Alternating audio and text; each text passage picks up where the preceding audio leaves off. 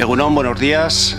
Muchas gracias a todos por vuestra asistencia a esta jornada sobre alternativas de financiación para la PYME.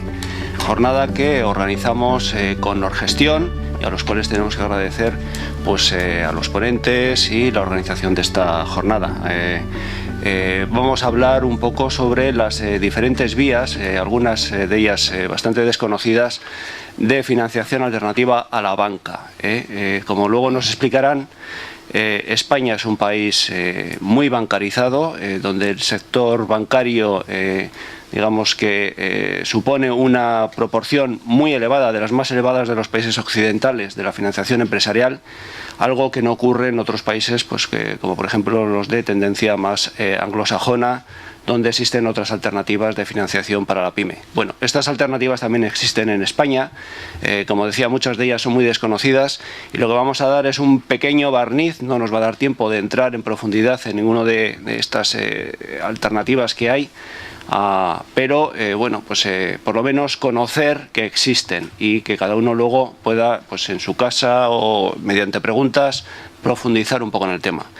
Queremos agradecer a José Antonio Barrena, director general de Norgestión, a Bruno Ruiz Arrue y a Igor Gorostiaga su participación en esta jornada. Si algo ha tenido esta crisis económica en la que llevamos ya 6 años, en la que bueno, pues parece que podemos empezar a salir dentro de poco, o que quizás estemos saliendo ahora, son dos características especiales. Una es una crisis inmobiliaria, esto es bastante común en casi todas las crisis económicas, y otra es una crisis financiera, pero de una magnitud como no habíamos conocido nunca, una magnitud global. Sí, por favor. Este problema de financiación que hemos sufrido, además especialmente en España, con un sector bancario pues en principio bastante diseminado en multitud de entidades, muchas de ellas ya desaparecidas, como son casi todas las cajas, lo que ha llevado es a una contracción del crédito muy importante, ¿no? La última encuesta de coyuntura que hicimos en Adegi todavía se nos comentaba por parte de las empresas una restricción financiera bastante importante, tanto para inversión como para circulante. No en la restricción más importante que hemos sufrido a lo largo de la crisis, pero todavía era importante. Si vemos un poco la siguiente diapositiva, esta es los créditos, información del Banco de España de los créditos a otros sectores residentes en Guipúzcoa y en el conjunto de España. Como vemos, existe una reducción de créditos en Guipúzcoa. No lo dan separado, dan junto el crédito a hogares y el crédito a empresas no financieras desde principios de la crisis de alrededor de 3.700 millones de euros. Esto es aproximadamente el 14% de la financiación se ha reducido, ¿no? Cifras parecidas a lo que ha ocurrido en el conjunto de España. También veis que en el primer trimestre de este año se ha producido un pequeño y ocasional aumento de la financiación, no sabemos quizás si debido al tema de los avales del sector del gobierno vasco o debido a qué, ¿no? Además, estos días hemos conocido el informe de la famosa Troika, donde bueno, pues nos comentaban cómo los depósitos en España están aumentando en el sistema bancario.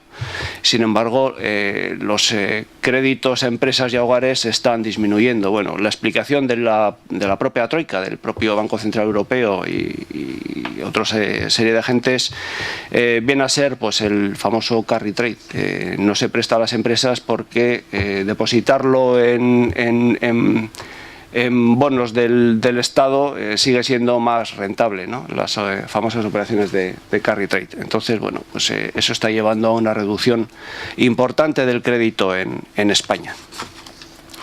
Y además de la importante restricción del crédito, otro de los factores que las empresas están sufriendo es un precio muy elevado de todas las operaciones de financiación.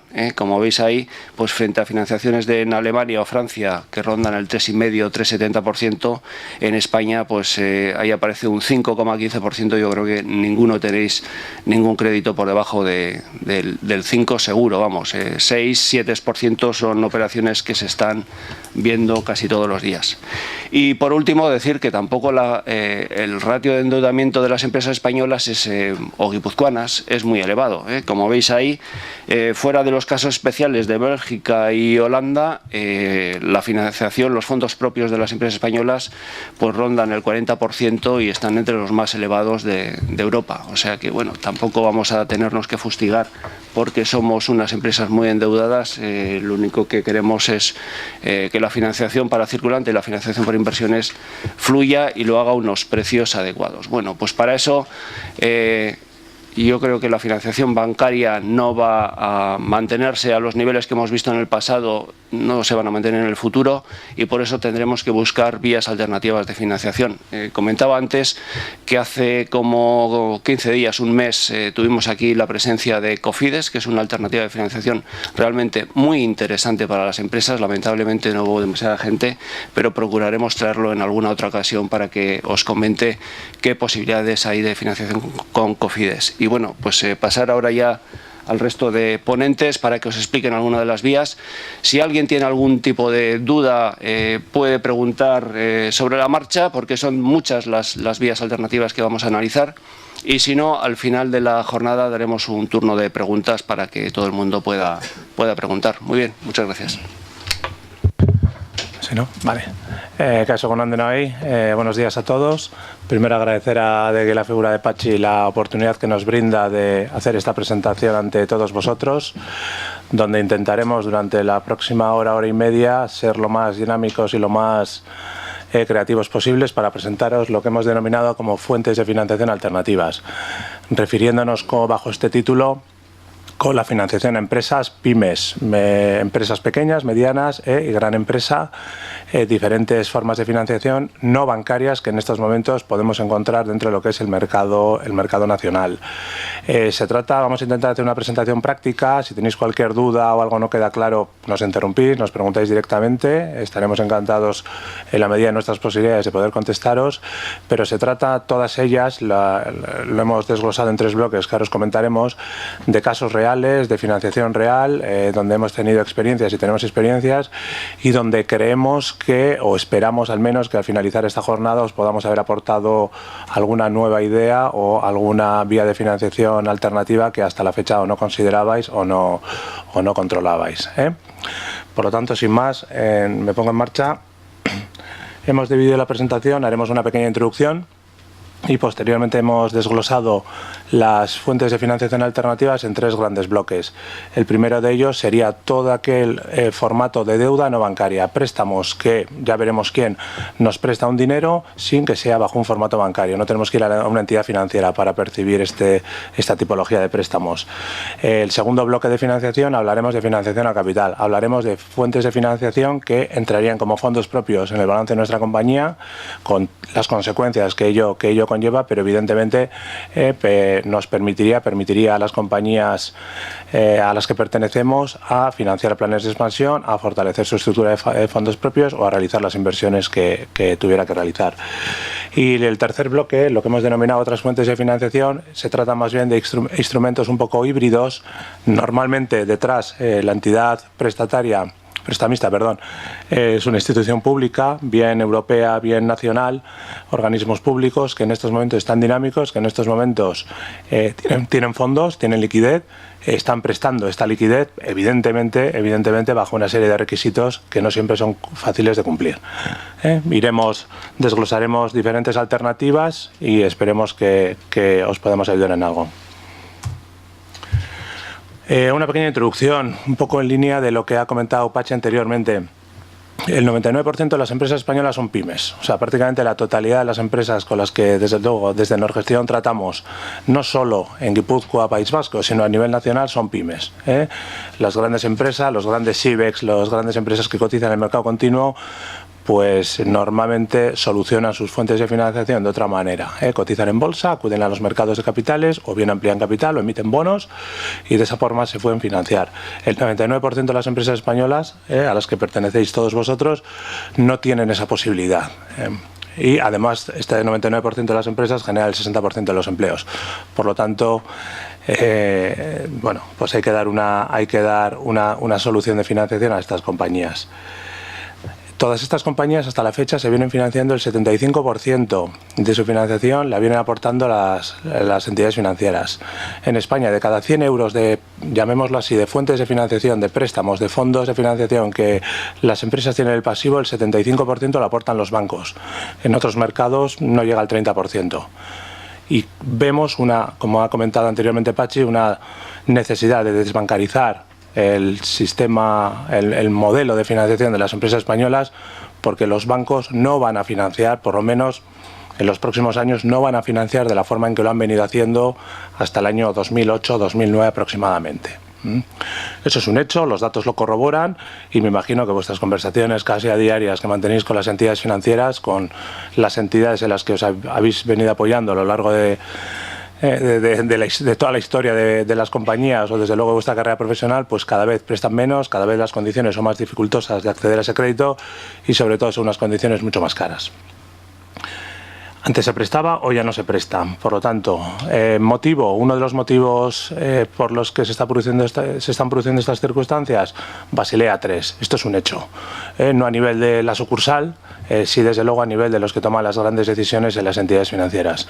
Cada vez hay más exigencia por parte de la Unión Europea, del Banco Central Europeo, de dotar a las entidades financieras de una mayor estructura de fondos propios, el famoso core capital, con respecto a su estructura de pasivo, lo cual implica que las entidades pueden hacer dos cosas: o amplían capital, y hemos visto cómo varias entidades financieras españolas, ahora ya no hablo de cuando estalló todo el sistema, sino recientemente, pues tanto Banco Popular como Banco Sabadell han ampliado capital, o bien reducen balance. Si su core capital tiene que ser el 10%, lo consigo o ampliando capital o reduciendo mi balance. Reducir el balance implica prestar menos. Y eso es lo que están haciendo los bancos. Seguramente nadie lo va... Bueno, de hecho, el otro día el presidente del Banco Sabadell, si no me equivoco, lo dijo en unas declaraciones, que ya no van a prestar como se prestaba antes. Al final las entidades financieras están reduciendo balance, están prestando menos y... A las grandes empresas se les sigue prestando parecido a cómo se les prestaba antes de la crisis. Los damnificados de esta crisis son las pymes. Hay una aversión al riesgo y además, motivado por Basilea III, los bancos os van a prestar cada vez menos dinero y en circunstancias, desde luego, más caras y más complejas. Y todo ello a pesar del carry trade o a pesar de que el Banco Central Europeo, la famosa barra libre del señor Draghi, cuando el Banco Central Europeo empezó a imprimir dinero y empezó a llenar... igual no suena bien decirlo, pero desde luego las arcas de las entidades financieras, los bancos podían fondearse, podían ir al Banco Central Europeo y podían tomar prestado al 1%, si no me equivoco, creo que era el coste del dinero en aquel momento, al 1% podían tomar prestados los miles de millones de euros que quisieran, principalmente con un objetivo teórico, y ese objetivo era fomentar la economía, que ese dinero llegara a las empresas, que ese dinero llegara a los consumidores para evitar que las economías colapsaran, para evitar que las economías frenaran. Ese dinero nunca ha llegado aguas abajo. Ese dinero se quedó en los balances de los bancos. Con ese dinero, como decía Patxi, y había estadísticas contundentes que ahora no procede mostrar, los bancos se fondeaban, conseguían dinero al 1%, lo colocaban en bonos, sobre todo en las grandes emisiones de deuda pública que realizó el Estado español, al 4, acordaros, ahora ya no hablamos tanto de la prima de riesgo, hace un año era la palabra de moda, prima de riesgo casi al 500 puntos básicos, el coste de la deuda por encima del 4 o 5%, ese diferencial del 3-4 puntos, eso era lo que ha permitido a los bancos de alguna forma seguir generando resultados positivos, seguir generando cuenta de explotación. De nuevo, los grandes damnificados, las empresas que cuando acudían a las entidades financieras no obtenían más que buenas palabras que luego nunca culminaban en la obtención del préstamo. Si a todo esto además le unimos que donde antes teníamos diferentes alternativas de financiación, diferentes entidades financieras a las que podíamos acudir, si una nos denegaba el préstamo, podíamos acudir a la sucursal de al lado. Antes había 50 cajas de ahorros y bancos en España, hoy quedan 10. Y seguramente dentro de 3 años, si nos volviéramos a sentar, quedarán 8, una cosa así. Y bancos nuevos no se van a crear. Eso va a ser complicado. Hasta hace 4 días está el Banco Pastor, o ya no está el Banco Pastor. Hasta hace 4 días estaba Banesto, o ya no está Banesto. Y eran entidades sanas. Las no sanas, todos sabemos cómo han sido fagocitadas. Se han cerrado, depende de dónde vengan las cifras, se han cerrado en el entorno de 15-20.000 sucursales. Y ahora comentamos, antes de la presentación, que ayer salía una noticia de una consultora, de Roland Berger, hablando de que seguramente en el corto plazo otras 7.000, 8.000 sucursales en España se van a cerrar. Con lo cual, es una contracción del sistema financiero. Si antes podíamos acudir a, o todos trabajamos con 6-7 bancos, hoy día de esos 6-7 bancos, con un poco de suerte nos quedan 4. Y no es sencillo, establecer relaciones con nuevas entidades. Por lo tanto, lo que ponemos ahí sombreado en verde, todo esto que estoy comentando, consecuencia, una menor financiación para la PYME. En el famoso MOU que la Unión Europea, dentro de lo que era el rescate bancario aquí en España, obliga de alguna forma a comprometerse al gobierno español, en el punto 27 se obligaba, o se requería, creo que era la palabra técnica, se requería al gobierno español, al gobierno de España, que preparara fuentes alternativas de financiación, siempre alternativas al sistema bancario para las empresas españolas. Haciendo un análisis desde el Banco Central Europeo, claramente se ve como España era un modelo muy bancarizado, era un modelo muy de sucursal bancaria a pie de calle, era un modelo donde el crédito fluía con rapidez y a unos costes muy accesibles y muy baratos, y prácticamente a toro pasado, nos damos cuenta todos, evidentemente se financiaba todo o casi todo. Problema que en el momento en que cortas esa fuente de financiación no tenemos alternativas. El sistema se colapsa, no tienes alternativa. Te cortan las líneas de financiación, no puedes financiar tu circulante. Te cortan la obtención de préstamos, no puedes financiar la compra de una nueva máquina, la apertura de una delegación en el extranjero, o incluso de alguna forma conseguir financiación para financiar tu día a día, ¿no? El sistema se colapsa y quizás hoy estamos todos un poco más relajados, pero hace unos meses, un par de años, el acceso a la financiación a través de los bancos era misión imposible y además a unos costes elevadísimos. Si vemos la estadística que mostramos ahí, esto significa de cada 100 euros que obtiene una empresa, ¿dónde está obteniendo de dónde está obteniendo esos euros? Vemos como en Estados Unidos de cada 100 euros el 70%, 70 euros provienen de fuentes alternativas de financiación, provienen de fuentes no bancarias. Sin embargo, en España es únicamente el 27%. Estados Unidos queda lejos, pero Francia lo tenemos aquí al lado, es el doble.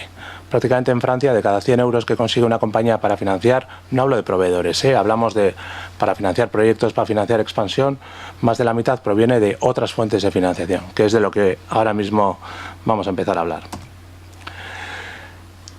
Decimos, la PYME necesita contar con la financiación necesaria que le permita financiar su crecimiento.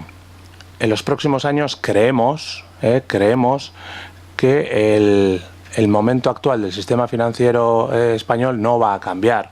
No nos van a financiar mucho más, no vamos a volver a niveles de liquidez anteriores o a un coste barato del dinero, no lo vemos. Es cierto que todo puede cambiar, o tal como están los mercados hoy en día, todo puede cambiar en 12 meses, pero es complicado aventurar esa posibilidad. Por lo tanto, entendemos absolutamente necesario que las empresas busquen vías de financiación alternativas. Y el gobierno, de alguna manera, tanto el gobierno estatal como gobierno vasco, están promoviendo estas fuentes de financiación. Están lanzando vehículos, están buscando formas de financiar a las compañías.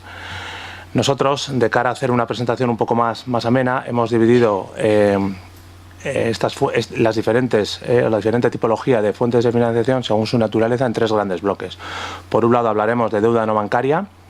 Dentro de lo que es deuda no bancaria hablaremos en 3 subbloques, como puede ser deuda senior o deuda subordinada, préstamos participativos. Estas palabras os sonarán a más de uno, para otros serán nuevas, lo comentaremos rápidamente. Hablaremos también de colocaciones privadas de deuda corporativa. Esto ya seguramente pues no aplicará a gran parte de los aquí asistentes. Estamos hablando aquí ya de tamaños de empresas medias, grandes. Sin embargo, esto es algo que también cuando se lanzó en su momento en Estados Unidos, en Francia, Italia o Reino Unido, era para empresas medias grandes, y en el corto plazo las empresas ya medianas pueden acceder a este tipo de financiación. Os diremos cuáles son los requisitos hoy y un poco la expectativa de lo que puede suceder en los próximos años.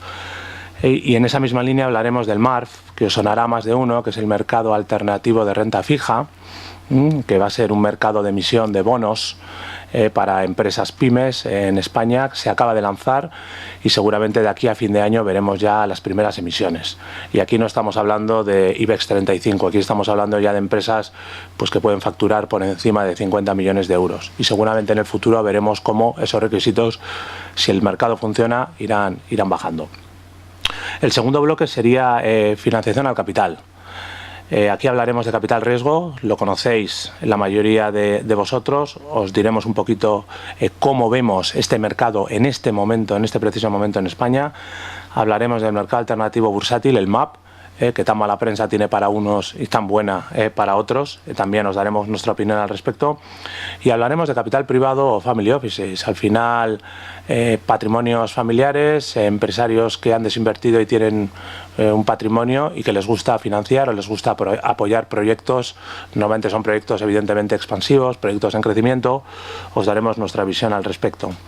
Y luego un tercer bloque donde hablaremos de otro tipo de financiación, lo que antes comentaba, como instrumentos un poco más híbridos, donde distinguiremos entre préstamos institucionales como son préstamos ICOs, bien a través de entidad financiera o bien directamente hablando con el propio ICO, préstamos BEI, exactamente lo mismo, a través de entidad financiera o directamente con el Banco Europeo de Inversiones, préstamos Luzaro, préstamos Cedetis. Hablaremos, como apuntaba Pachi, de la financiación para salidas al exterior, COFIDES, un instrumento muy válido, muy ágil, con liquidez y que desde luego nos consta que están buscando proyectos empresariales para financiar. Eso sí, siempre tienen que responder a una premisa, tiene que ser financiación de salidas al exterior. Y luego hablaremos de una financiación mixta. Mixta es porque puede ser vía capital o vía préstamo, vía deuda u otro formato, como puede ser a través de la propia SPRI o puede ser SEPIDES, que depende de la SEPI directamente. Un denominador común a la hora de acceder a cualquiera de estas fuentes de financiación. Esto no es la panacea, no os vamos a presentar ahora mismo algún tipo de financiación de fácil acceso, barata y que todos podemos acceder, eso no existe. Me temo que eso es complicado. Sí diremos que a día de hoy la liquidez de los mercados es muy limitada. Oiremos el otro día, que creo que ha hecho un poco de daño, ¿no? En general, el señor Botín decía que el dinero no para de entrar a España. Pues seguramente entrará al Banco Santander y seguramente entrará a las entidades financieras o entrará a los grandes fondos americanos que están comprando todo el ladrillo de la Sareb, ¿no? Pero realmente el dinero a nivel micro todavía no vemos que haya entrado. No lo vemos nosotros, que tampoco somos unos gurús, pero no lo ven otros mucho más cualificados que nosotros. A nivel micro, a nivel pyme, a nivel consumo doméstico, etc., el dinero se ha parado algún escalafón superior. Por lo tanto, el dinero a día de hoy sigue siendo muy selectivo. El dinero al que podemos tener acceso sigue siendo muy selectivo. El tamaño importa. Esto es importante y además creemos que es así. Siempre es más fácil, lo hemos dicho muchas veces, a nivel de gestión nos resulta más sencillo conseguir 20 millones en el mercado que conseguir 2. ¿Por qué? Porque hay muchos más vehículos orientados a financiar operaciones de 20 millones que a financiar operaciones de 2. Luego cuando vayamos a través de la presentación lo comentaremos. Es más fácil, si eres una empresa grande, acceder a fuentes de financiación. ¿Por qué? Porque eres más transparente, eres más ordenada, porque tienes una mayor trayectoria o estás más diversificado, que si eres una empresa más pequeña donde tienes menos visibilidad y puedes tener un balance algo más endeble en ese sentido. El dinero que busca, pues lo de siempre, quitando 4 o algunas alternativas de financiación un poco que buscan oportunidades o gangas en el mercado. El dinero del que vamos a hablar busca financiar proyectos siempre atractivos, expansivos y transparentes. Cada vez más el concepto de transparencia tendrá que calar en todos nosotros. Hasta ahora muchas empresas han sido muy opacas, de mucha gestión hacia adentro y de comentar poco al mercado. El mercado se llaman los proveedores, se llama los propios clientes o evidentemente se llaman las entidades financieras o los financiadores. Cada vez más las empresas tendrán que tender a ser más aperturistas en ese sentido.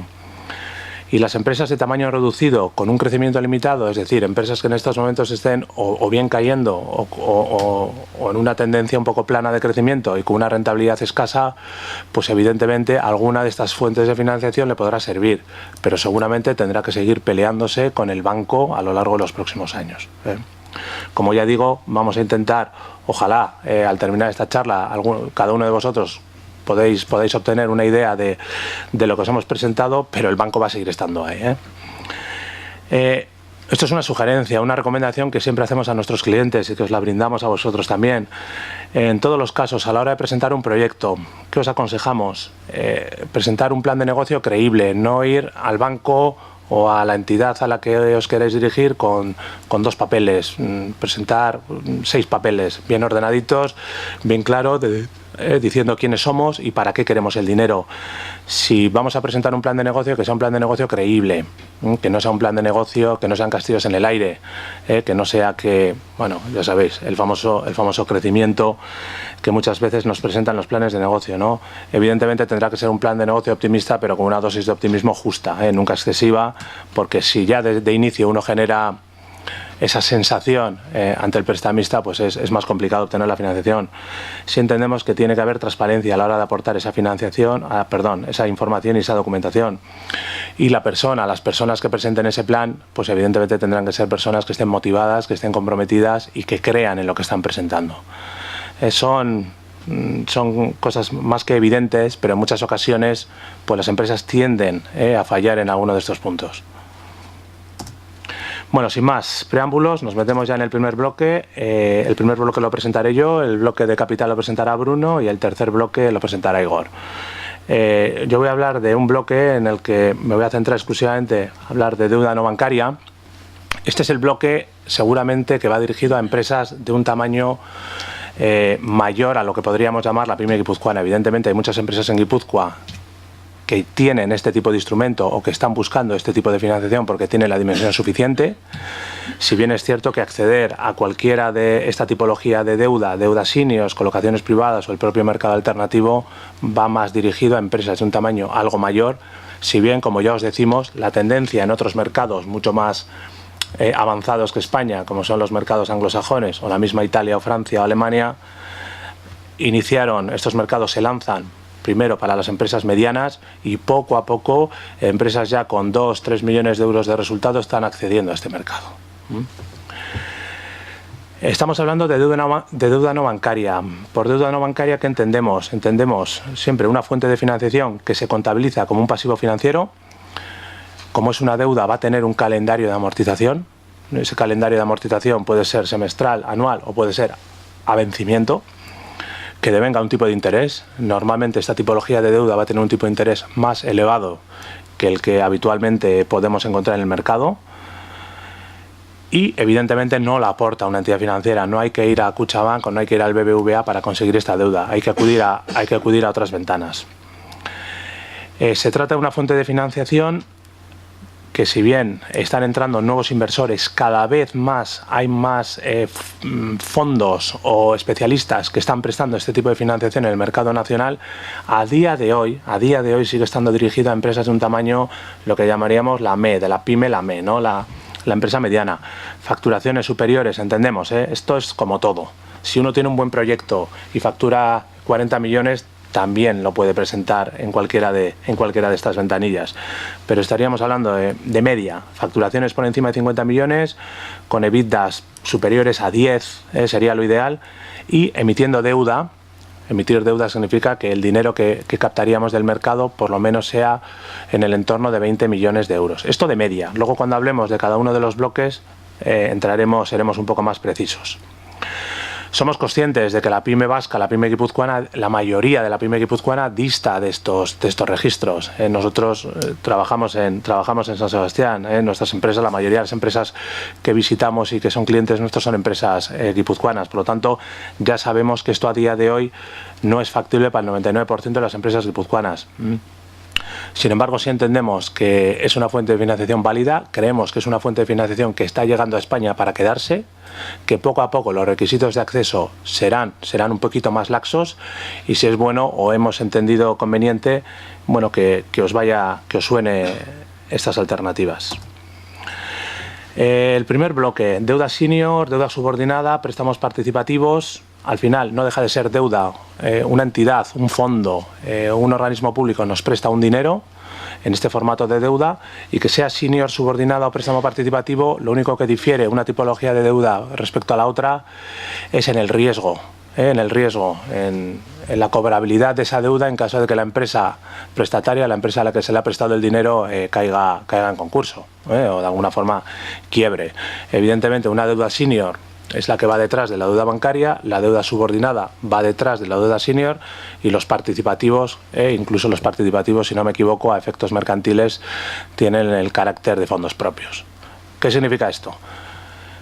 Que si mañana la empresa quiebra, pues los señores que hayan prestado la deuda subordinada es más que probable que no vayan a recuperar un solo euro de su dinero, los de la deuda senior también bastante complicado, y los de los préstamos participativos pues seguramente no recuperarán absolutamente nada, por la tipología. Al final son instrumentos cuasi capital. Como son instrumentos cuasi capital, lo que engloba o lo que ello supone es que el precio, el coste de esta financiación también sea, llamémoslo así, cara o elevada. En estos momentos hay en España fondos que se dedican a prestar esta tipología. Cuando hablamos de fondos de inversión estamos hablando de gente que ha levantado un dinero, gente que confía en ellos les ha prestado dinero, son unos gestores que se dedican a prestar dinero a las empresas y cuyo objetivo es prestar dinero para recuperar ese dinero. ¿Vale? Por lo tanto, ahora mismo hay fondos en España, fondos de capital español, algunos de capital extranjero, que están buscando oportunidades, proyectos para financiar este tipo de operaciones. ¿Qué están buscando? Lógicamente tienen que ser empresas, como ya he dicho, de cierta dimensión, pues que estén auditadas, que tengan una vis internacional evidente, que puedan presentar un plan de expansión y que el dinero lo necesiten para algo concreto. Hoy en día, ir al mercado a pedir dinero pues para pagarte un dividendo, como en la época buena se solía hacer, o ir al mercado a pedir un dinero pues para solucionar tus problemas de circulante, no es lo idóneo. Seguramente sería complejo o complicado encontrar este tipo de financiación. Sin embargo, si uno tiene un proyecto porque quiere montar una planta en Brasil, en China o en la India, este tipo de financiación, desde luego verían con muy buenos ojos estos proyectos. Decimos emisiones mínimas de 10 millones de euros. Antes hablaba de 20. Ahora ya abajo, cuando hablamos de deuda senior subordinada o préstamos participativos, desde luego con emisiones en el entorno de 10 millones de euros, aquí podría haber mercado. Ventajas: financias proyectos con un solo interlocutor, puedes ir a hablar con un solo fondo, donde a día de hoy, si quisieras levantar 10 millones de euros para financiar un proyecto en Brasil, tendrías que hablar con 7 bancos. Y aquí únicamente hablas con una única voz y una única, llamémoslo así, un único equipo toma la decisión.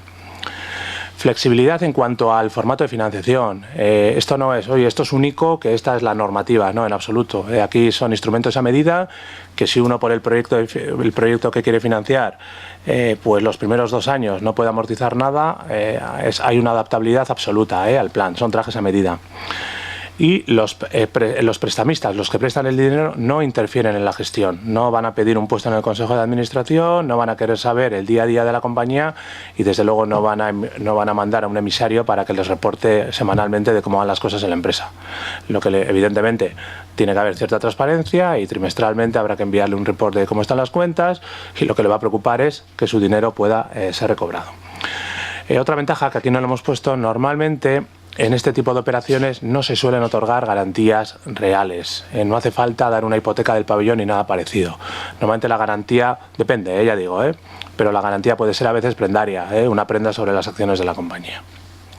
Inconvenientes: evidentemente, a mayor riesgo, mayor coste en la financiación. Aquí podemos estar hablando pues de un tipo medio en el entorno del 8%, una cosa así, entre 7 y 9. Hay un contrato de financiación detrás de todo esto, hay un contrato de financiación con una serie de covenants, con una serie de requisitos, pero bueno, es un contrato en ese sentido bastante bancario. Bueno, bien, y aquí decíamos, no hay garantías reales, no hay que dar hipoteca sobre el pabellón, sí habría que dar una garantía, como puede ser la prenda de las acciones. Si usted no me paga, ejecuto la prenda de las acciones y me quedo con la compañía. Es la pescadilla que se muerde la cola. Si usted no me paga es porque no me puede pagar, y si no me puede pagar, sus acciones seguramente valdrán más bien poco.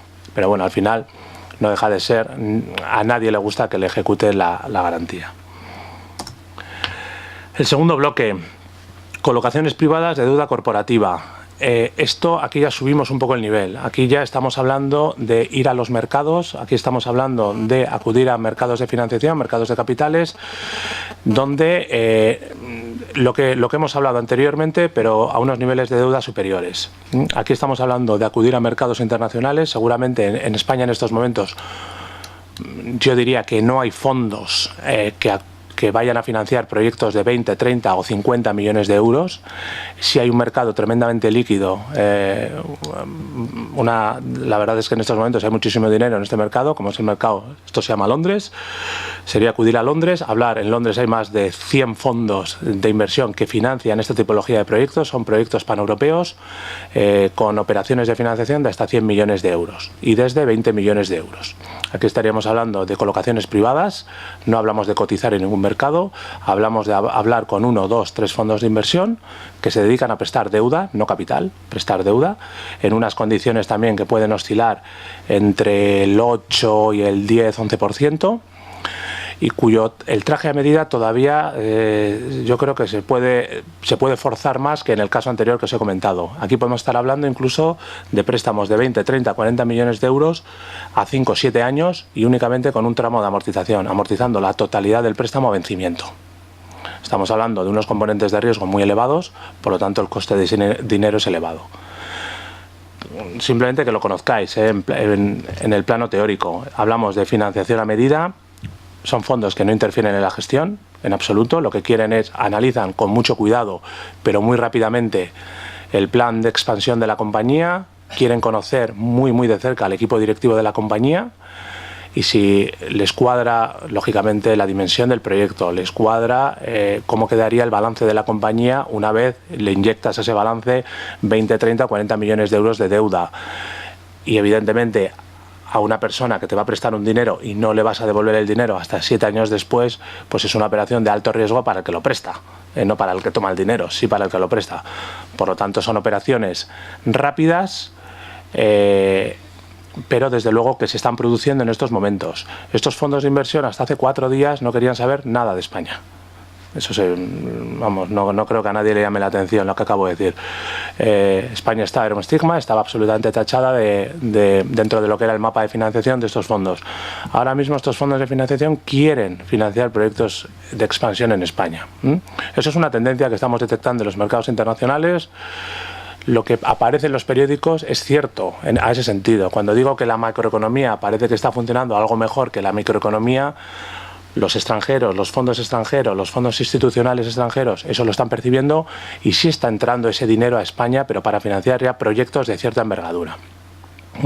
Ahora mismo pensar que uno de estos fondos va a entrar a financiar un proyecto por debajo de 20 millones de euros creo que no es realista. Tendríamos la opción anterior, esa deuda subordinada o deuda senior que existe en el mercado nacional. Aquí ya estamos hablando de una financiación más exigente, que seguramente no va a aplicar a nadie de los que estáis aquí atendiendo esta charla, pero por lo menos que os suene, porque también estos fondos en el Reino Unido están financiando ya operaciones de 5 o 10 millones de euros. Allí el criterio es otro. Aquí todavía buscan volúmenes superiores.